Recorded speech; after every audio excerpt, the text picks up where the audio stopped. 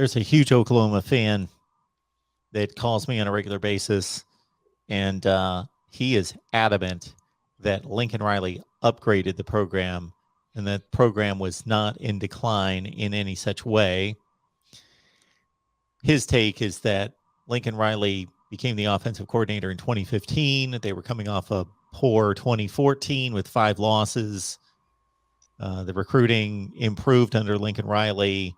What he did as an offensive coordinator in 2015 and 16 set the stage for and improved the team performance. Of course, they went to the playoff in 2015. They also won another conference championship in 16, and then Lincoln Riley took it over. And of course, they performed well in the playoff in 17 after winning the Big 12.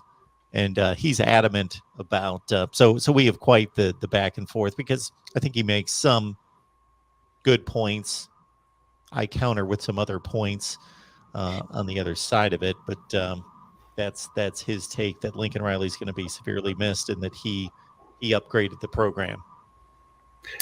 Yeah, and I don't necessarily disagree with a lot of those points, Mark, that were made. I think, kind of where the rubber meets the road here in the last couple of years is, for me, and we'll see what that looks like, going forward, right? But I think you very much the same conversation that I have and we've had about the defense, right? This year and in the next couple of years, we'll see if it was more about the coaches and the scheme, or if it was more about the players not necessarily being as talented as maybe it looks like on paper, right? So very similar is the record breaking offenses that Oklahoma has had over the last few years. Is it related to amazing players like Baker Mayfield, like Kyler Murray, and to a certain extent like Jalen Hurts, right?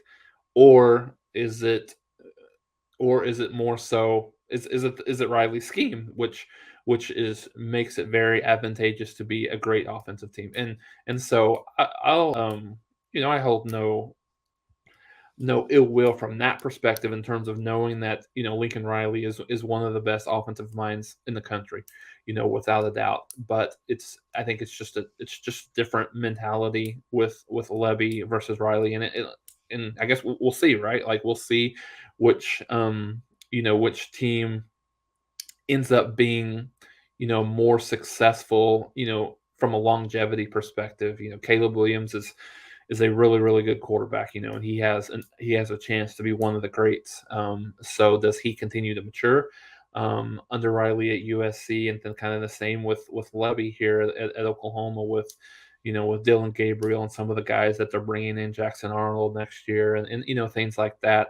Will they be able to um, will they be able to develop those quarterbacks and develop that offense at a at at the same level? So and I think when you look at the competition, it's somewhat similar, right, with the Pac-12 defenses versus some of the Big 12 defenses. I think the Big 12 may get a slight edge, in how well they play defense versus the Pac-12, but still you still got some of those challenges. So yeah, I mean, like I said, the next couple of years, this year and then just going forward, will be um, be good to be able to answer that question, related to that, and then obviously the Oklahoma defense as well, which is probably more near and dear to Oklahoma fans' heart. I think it's just one of those things that people are sick of watching. Oklahoma has had good, solid defensive teams through the 70s and the 80s, and then obviously there was a big drop off like late 80s and through the 90s, and then when Bob Stoops got here, they played excellent defense through the at least through the first half of his tenure, and then the last, I don't know, Mark, 10, 12 years, that consistently the defense hasn't been, what Oklahoma needs it to be. And I think a lot of people, obviously the coaches know this, but a lot of fans and things like that, we don't really have a whole lot of concern from a fan's perspective of what the offense will bring, right? We know Riley's offense churned out yards and points, and Jeff Levy's offense has done the same thing. Yeah, they attack you a little bit different, and the scheme's different, but I think there's more concern. Okay, do we finally now, this Oklahoma team, do they finally have a staff and the talent in place to be SEC level, championship level defense? So we'll find out.